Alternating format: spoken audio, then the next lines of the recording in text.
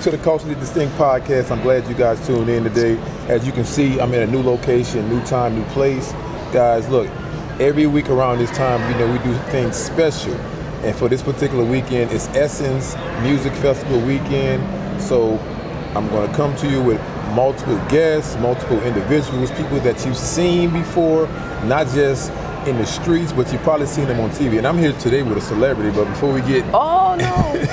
Before we get to her, I'd like to thank all my sponsors that sponsor the show, 605 Adult Beverages, Call Audio, and MedPro Supply. Thank you guys who subscribe to the channel.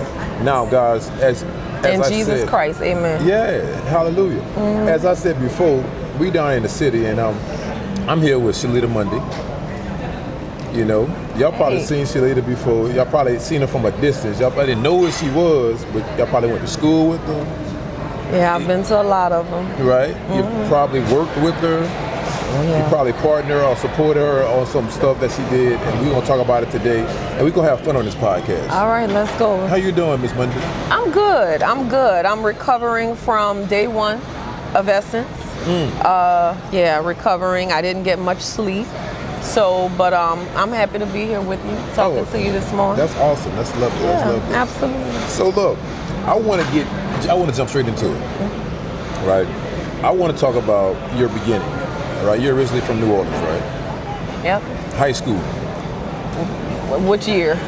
How many high schools you went to? Which year? So from your freshman year to, back then they had freshman, it was 10th grade to... It was, yeah, but I like to count all my schools. So I started at Landry. Okay.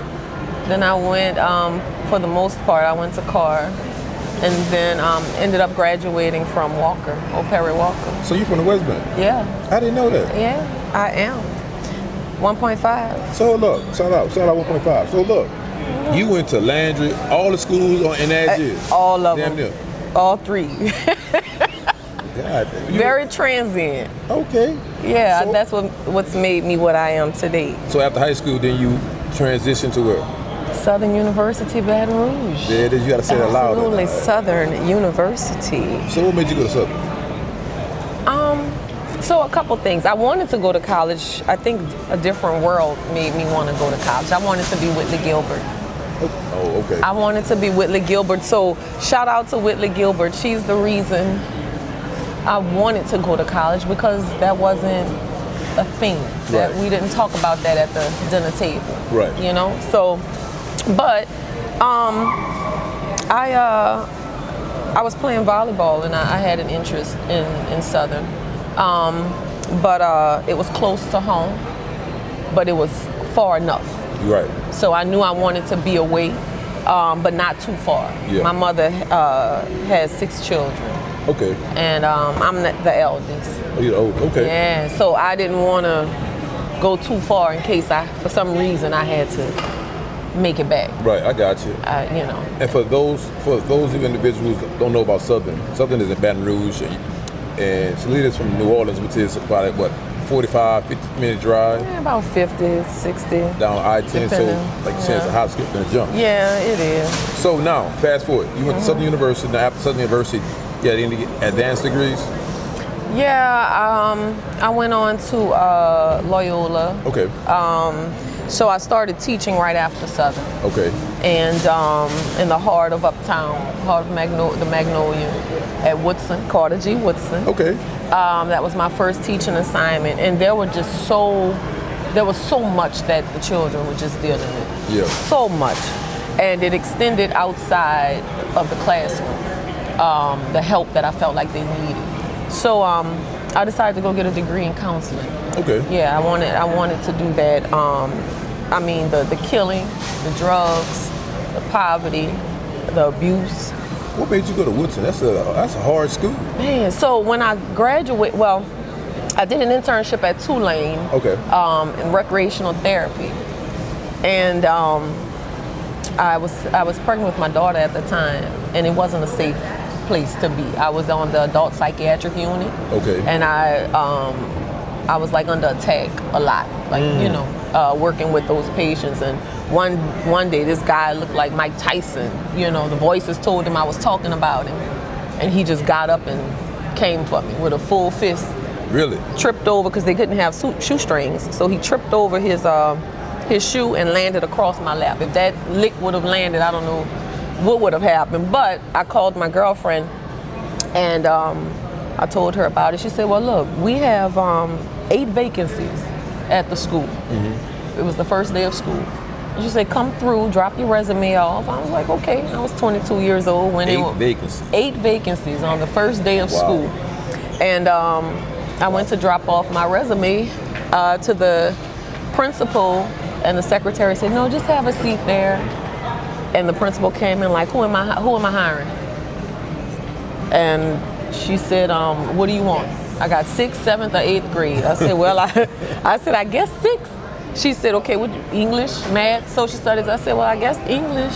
She said, okay, here are your keys. First day? First day. Jeans, t-shirt.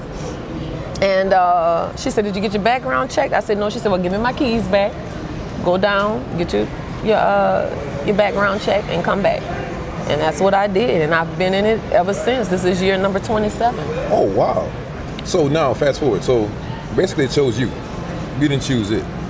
Yeah, you know, I guess. So, all right, so since you've been in education, what some lessons that you learned, like starting off at Woodson to this point now?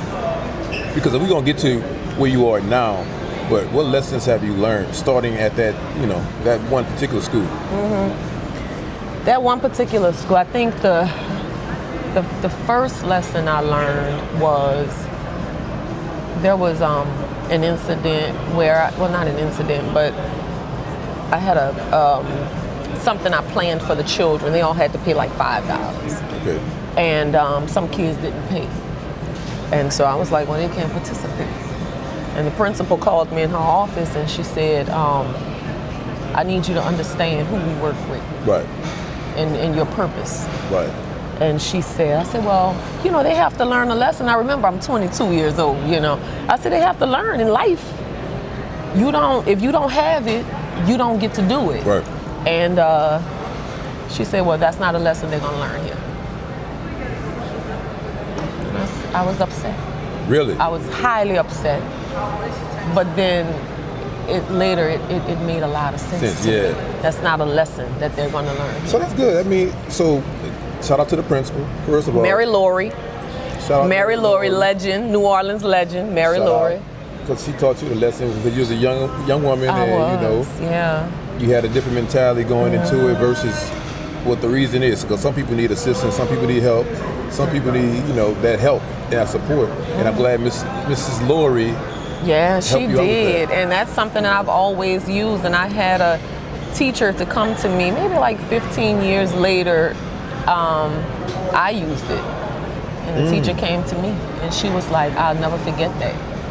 And those. I don't know where Miss Laura may have gotten that from, but I used it. That's and good. That's what I believe in. Like, that's not a lesson. So my kids I tell them they get everything they need and half of what they want. Every time. It doesn't matter. So, fast forward. Woodson. Then we went from after Woodson. Oh my, I don't think we have the time. Well, I'm saying you gotta be brief. Woo. Woodson, I was at McDonough 32. I was at McDonough 15 in the French Quarter. I was at Langston Hughes, Clark. That was a pivotal moment for me at Clark High School. I've been everywhere. I was at Berman, Jefferson Parish for a short stint. Chief Academic Officer for this public school system. Executive Director of Principals for a couple charter networks. So okay. You've been around. So now your title is? Right now I'm an Executive Director of a school. Big time. In Gentilly, yeah. All I want is $2.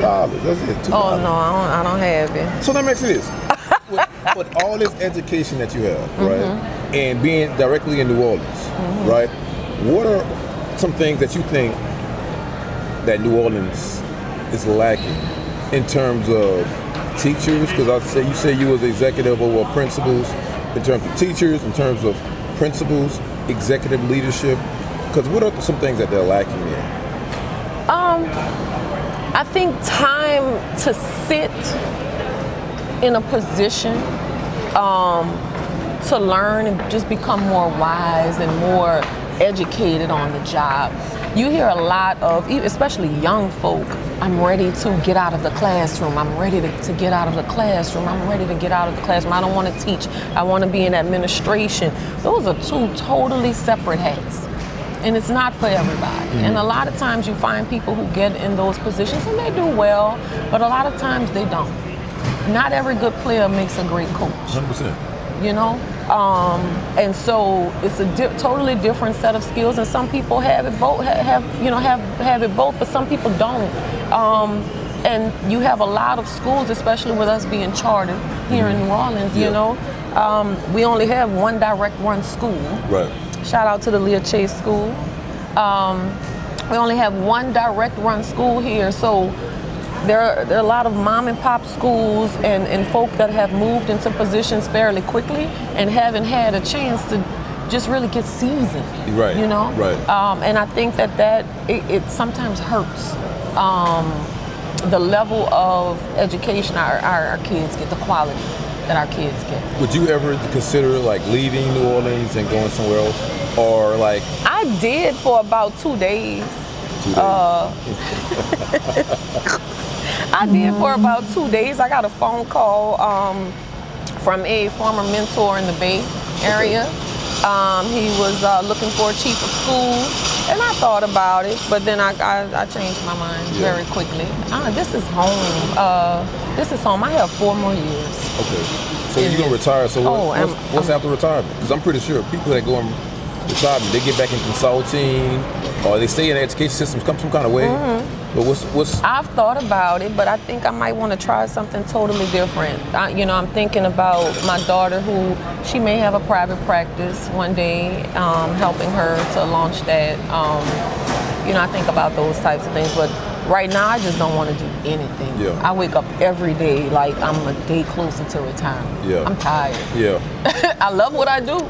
I love what I do, but that sometimes, some people stay in it far too long. And I'm the OG in the game. Yeah. And I can't believe that. It was like yesterday, I feel like I started. And now I sit at the table like the Godfather. When problems come, I sit at the table and everybody comes and so frantic, and I'm like, do this, that, and that. It'll be fun. But the beautiful thing about the maturation of like career and growing, when we was coming up, we used to have those teachers that stayed 20, 30, 40, some 50 years. Yep. Because they loved it, they loved what they did, and they taught the generations of the people. And it was harder. It was harder to move up too. It wasn't that. Not everybody got that chance. Yeah. But they stayed where they were able to really be experts at what they did. Yeah. Now let's call a spade. Now that I am a teacher of teachers, a leader of teachers, a lot of my teachers I had, they wouldn't have made it with me. Really? And I think that... What you mean? You was hard on them or you tough on them? What? No, they weren't good teachers. Now that I know what a good teacher is, right? And people love them. People love them, and they're good people, but they weren't good teachers. I don't know if they... some people get out of college, they just need a job. Yeah, And they learn to love it. But it's like when you become a contractor. If you become a contractor, you're going to pay attention to things that people who aren't contractors don't pay attention to. Right. You walk into a building or you walk into a home, you can see things that other people can't see. Right. So somebody says, "Oh, this is a beautiful home." And the contractor walks in and was like, this is poorly built, and you're not thinking of it like that. So for me to go back and think about how much better prepared I could have been had I had better teachers. Yeah, guidance and mentorship, stuff like that. Just teaching the content. Well, God, just like God would.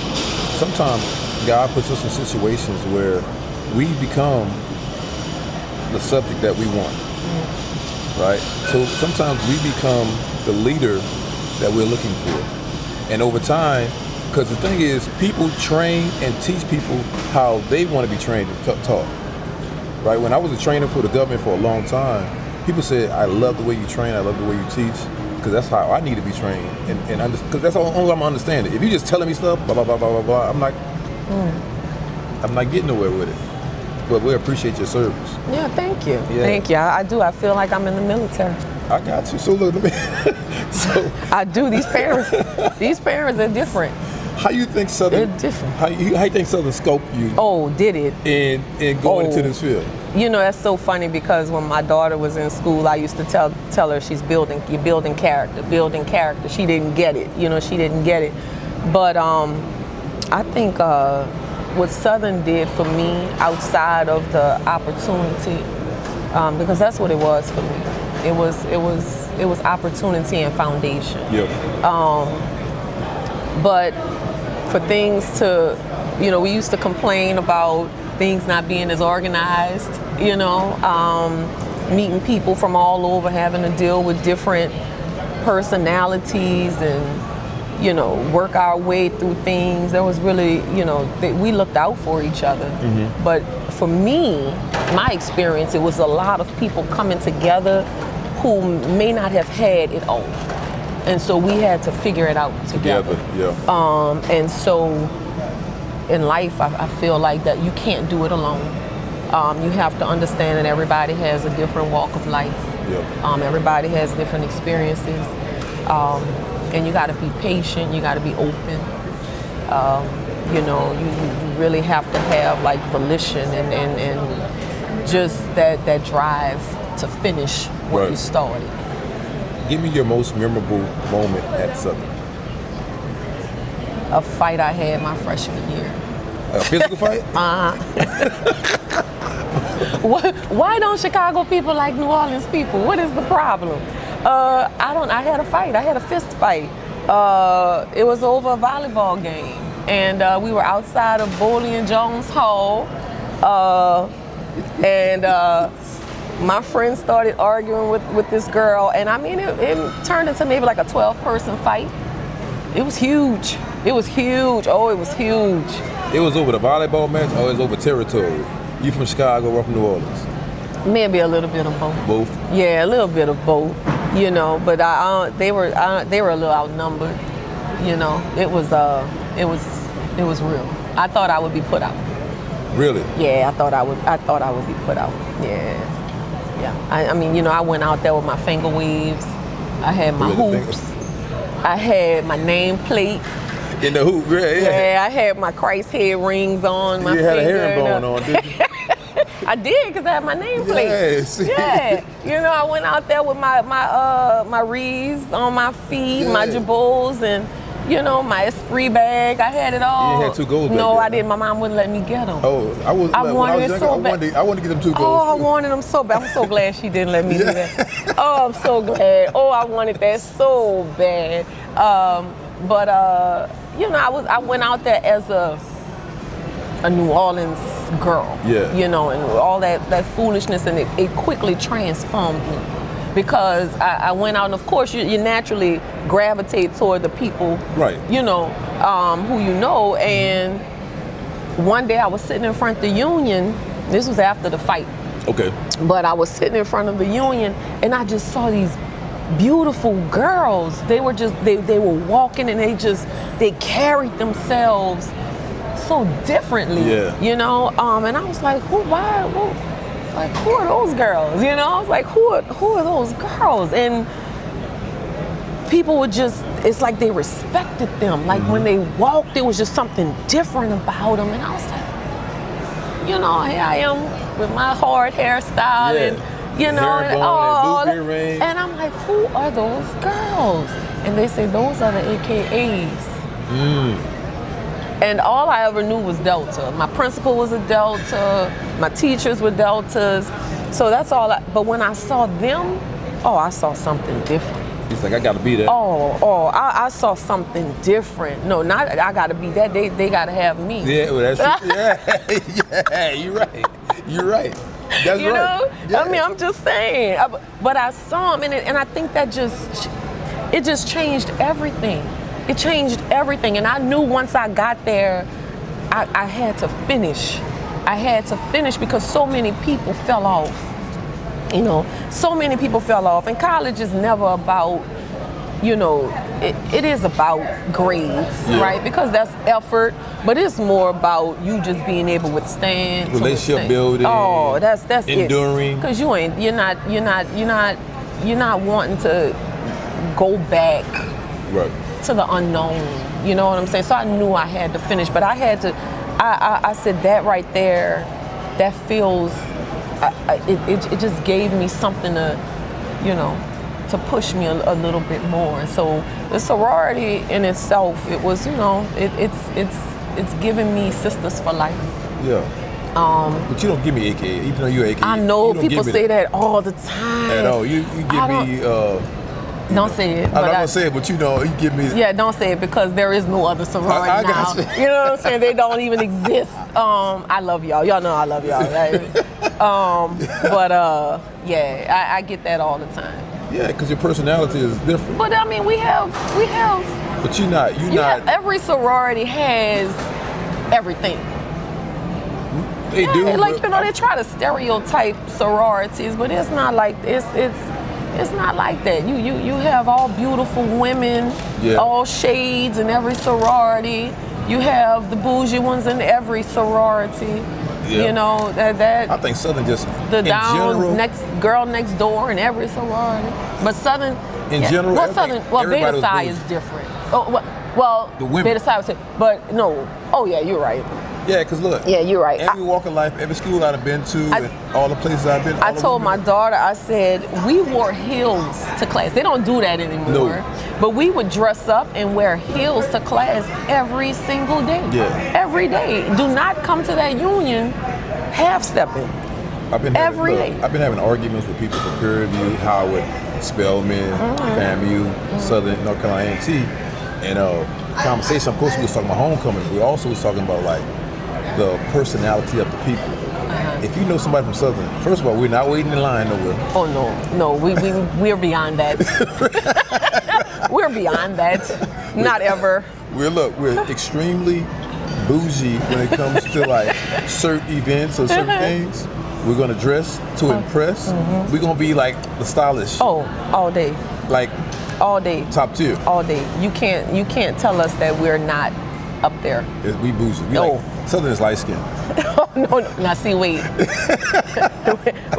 we're not gonna do that. We're not gonna do that. Shout out to the light skins. Yeah. So but there ain't no bougie. Don't do that.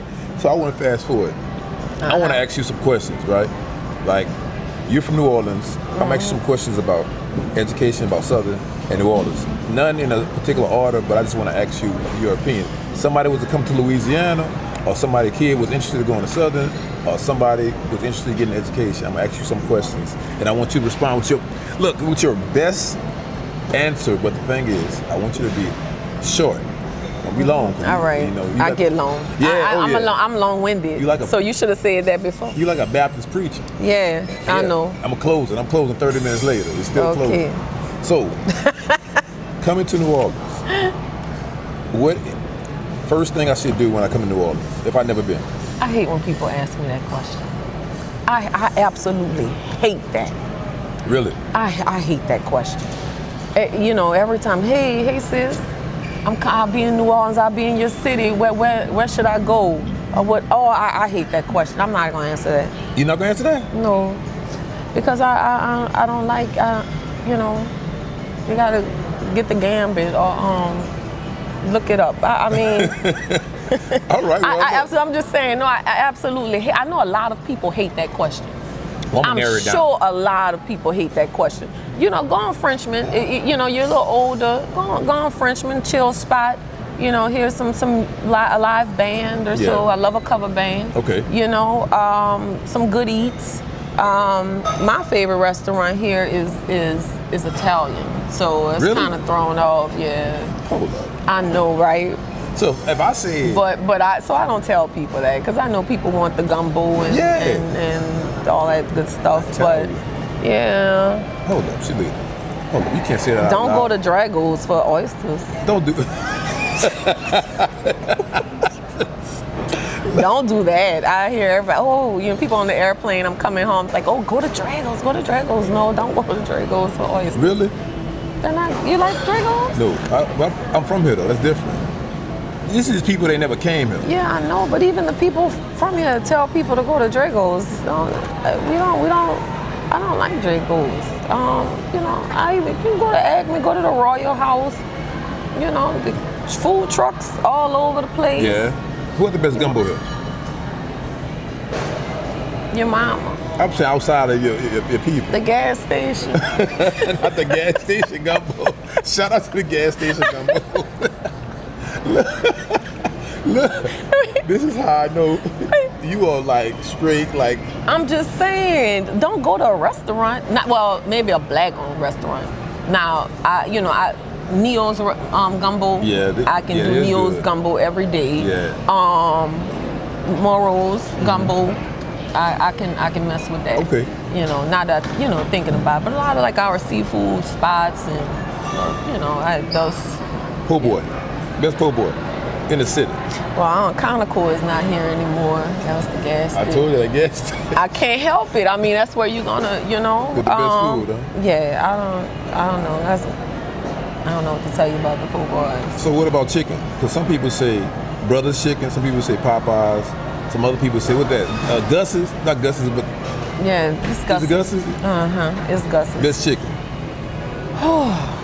I might go to the West Bank for golden wings. Popeyes is that's like history. Like you gotta have Popeyes. I mean, The one you over can't St. Joe. turn. The one over Yeah, St. the Joe's. one. Yeah, the one they gotta sweep a little bit more. Yeah. That one right there. Yeah, Okay. So now, Southern. Would you rather go to a Southern game or Saints game? Ooh. You gotta think about it. No, I don't have to think about it. Which one is it? You gonna go to Southern? Or let's say this. Let's say this. I can answer it. Southern homecoming game or Saints playing the Falcons? What game? Okay, the football game in itself, I'm going to a Saints game. Okay. All right. I'm going to a Saints game. All right. I don't go. Don't say that. You don't go what? I don't go to Grambling. Go to Grambling game. I'm gonna fix that right quick. No, Saints. I'm a Saints fan. So Okay. all right. But for everything, I mean, Southern is everything. Southern is not just like you don't just go for the football game. I know it's everything. It's the It's camaraderie. everything. It's the band. It's the people. The food. The gathering. Southern is a feeling. Yeah. That's real. Saints play a football game. Yeah, that's right. Southern is a whole feeling. So would you prefer a second line or a Mardi Gras parade? Parade. A parade? A parade. A parade. All right. day.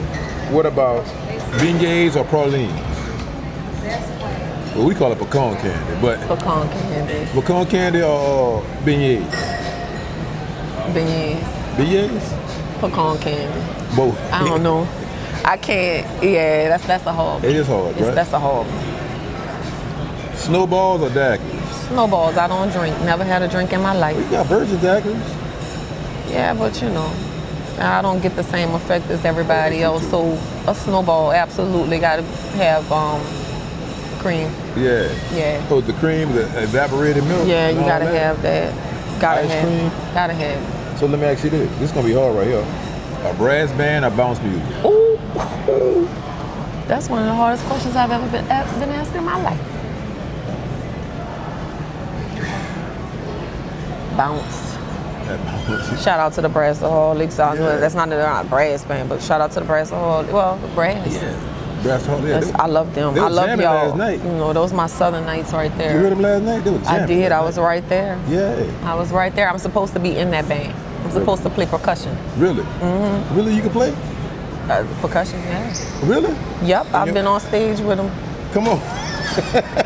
Playing? Y'all know, Winston, you know what you're supposed to be doing right now. You know I'm supposed to be on that stage. I sing better than those two people that are up there. Okay. But, yeah, bounce all day. Okay. R&B bounce. I don't like the who your favorite hibby, yuka. I don't like that. You don't like that? You like Frida? I don't like. Oh, you like the remix of the song? Yes. With that bounce on. Yes. Yeah. That right there. That's officially. That's the best thing in the world. I got you. Okay, you like That's the remix best. of the song? Oh my God! But that you could all that. Not that bounce and Nah, that it gives me a headache. Yeah. But I get it. It's the culture, and people hear that, and there's something that goes through people's bodies that make a move like you would never imagine. Yes, indeed. So I get it, but for me and my aging self, I prefer the R&B. With Anita Big with that bounce. Yeah, on it, huh? the Black and Mild. Yeah. Black and Mild remixes. I got you. DJ Papa. So look, last one. Bourbon Street Frenchman. or Frenchman? Frenchman. You all right? Look, you already know you got the answer. Frenchman. Bourbon is Why you like too Frenchman so wild. much? It's just it's more relaxed. Okay. It's more relaxed. Not so much of the hustle and bustle. Less drunk people. Yeah. You know, it's just more. It's more chill. You know, you still get that feeling, but it's not as fast. You know, but it's not slow either. So I think Frenchman is the best. Takeaway: when you leave your legacy for your children, what do you want to leave your legacy as? Shelita Mundy was this, and that. What do you want to leave your legacy as? Shelita was a lover of people. Okay. She found something positive in every single moment. Good. You know, she woke up every day trying to figure out how to make this world a better place. That's good. That's good. Yep. That's good. I like that. And one thing I appreciate about that answer, because you didn't equate you only. You said, okay, how can I make the world a better place? What role can I participate in, that little part that I have, to make the world a better place? And if everybody came with that mentality, the world will be a better place. Yeah, I believe that. That's good. That. You go to church? Sometimes.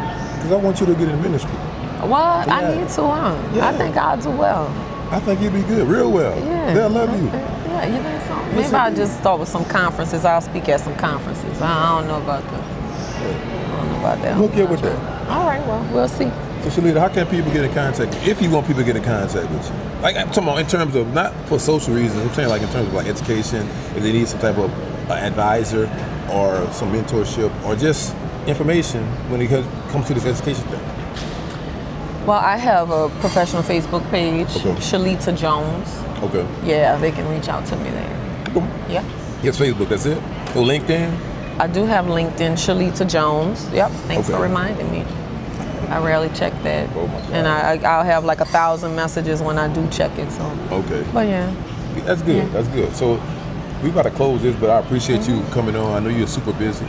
No, but I enjoyed this. It was a good start to my morning. I was a little tired from last night, but it felt good just to sit down and talk. That's good. I appreciate you coming. And this Essence Festival weekend, so It is. Enjoy. We're gonna enjoy it. I'm gonna go by the river later on and have me a little cocktail and just, Any concerts? No, I ain't going to Sunday. I'm going to the T.I. concert. Oh, okay. The orchestra. Yeah, I know it's the orchestra. Yeah, I'm gonna do that. But everything else, I'm just gonna chill and just, not do too much. Okay. Get out the way. I'm gonna go tonight. I want to see Cardi. Really? Oh yeah. Oh my God! I saw Cardi in Houston. That was the most ratchetest. I know. But I do want to see Cardi and Kalani, and I am a super Babyface fan, so I might go tomorrow. Nah, Babyface. I see him all the time, but I can't get enough. Oh my God! Was that last year? He was here? Mm-hmm. Oh my God! And who's gonna love you like I do? Yes. She said Where will you go? It's people didn't know. Now they bounced that song out. Oh yeah? They bounced it out, so now everybody's on it. But that wasn't one of his popular songs. If you know Babyface, you knew that song. But now it's super popular. But that has always been my favorite Babyface song. That's a special song. Remember, Babyface wrote the song. It's about a Tony Rich project. Which one? It was I don't know why that song in my head. It's not a 50 Mission. It's I know exactly what you're talking Tony about. Rich, and nobody knows it but me. Nobody knows it but me. Yeah. Yeah. I was saying that the other day. I was like, yeah. He's special. He's special. oh my God. Oh, he is special. Oh my goodness. Babyface is special. If Babyface was 20 years younger, he'd be on. And you know, they're going for the old ones, going for the young ones, going for the old ones. Babyface moved. Babyface is. Babyface about 70. Yeah, that's what I'm saying. Yeah, no. He need to come down a little bit. So, before I close, I ain't even asked you. I should have asked you this. What? In terms of like dating, you dating? What you doing? No, I'm open to date. Okay. But I'm not dating right now. Cause you about to retire. You about to be an empty nester. Well, you empty nester now. I'm already an empty nester, and I ain't looking back either. So no kids, no more kids. So you want to date? Or you're dating I'm now? open to dating. Oh, okay. Somebody from outside, somebody different color, different race, somebody from New Orleans, what? Oh, I don't know about. Well, it's got a vibe. I don't know. Yeah, it's Pretty got a much. vibe. A vibe. Yeah, it gotta be. Yeah. Gotta be. Yeah. No, I am open to dating. I heard That's that. gonna open. That's gonna open. And that's the first thing I posted. I am open to dating. Y'all heard her, huh? I am. I'm talking about seriously, like not married, but like companionship. Yes, absolutely. Okay, you want to get married? I was married. I was with my ex-husband 22 years. Really? Yeah, we were married 18, together 22. We met at Southern. Yeah. Oh, you were married a long time, so you don't want that again? Or do you want it If it's in my cards, yeah. Really? Okay, well. Absolutely. There's nothing. I think that's marriage is beautiful. It is. Companionship is awesome. Marriage is beautiful. You keep saying companionship. I'm saying marriage. You're saying companionship. What I'm saying. You're saying, man, no, there's nothing like it. Nothing like it. Well, I say companionship because when two people come together for a common goal, right, a common interest, and they build together, that's companionship. That could be a marriage, partnership, support system. Well, I would be open. I'm open to dating. I'm just, I'm taking it easy. Just when taking people my see time. this, they're gonna be in your DM. I'm just letting you know. They could be on you, and they could be calling me. I'm like, you gotta call them, bro. I need you to vet those applications. Yeah. I need you to go through them. Don't I can't. I don't have time to do that part.